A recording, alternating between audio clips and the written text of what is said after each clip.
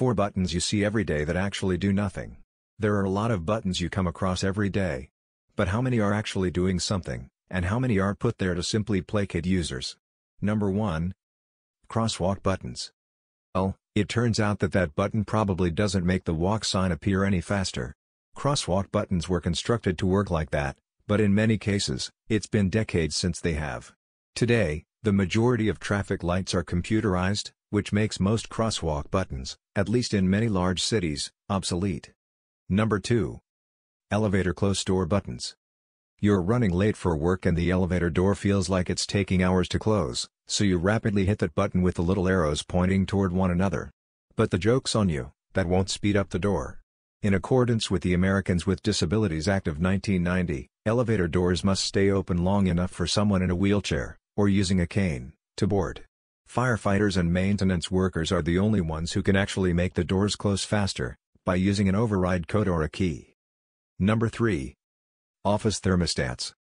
The majority of office buildings use one heating, ventilation and air conditioning (HVAC) system throughout the entire building to regulate the temperature. Those little boxes on office walls don't actually do anything to alter the temperature. They're known in the industry as dummy thermostats, and they are only there to appease workers by giving them a sense of control.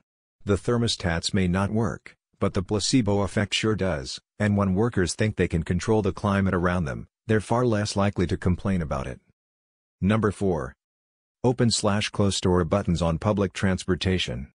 If you've ever scrambled to get inside a subway train before the doors shut, you might be envious upon learning that trains on the London Underground have open/close door buttons. That is, until you learn that those buttons are actually virtually useless.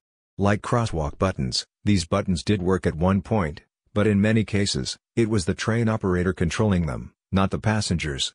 When the passengers were able to control them, it was often a recipe for disaster, because people apparently can't be trusted. Passengers would rapidly open and close the doors, often resulting in accidents and injuries. When a young child was hurt by a closing door in the 1990s, the city put the kibosh on the functionality of the buttons. Though the buttons themselves remain on many trains.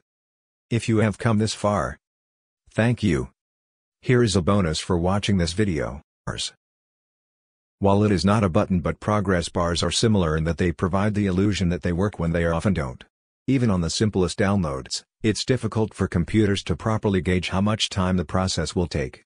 Everything from the strength of your internet connection to the file server activity can make download speed fluctuate. That's why progress bars have the tendency to shoot straight to 50%, or stay at 99% for what feels like an hour.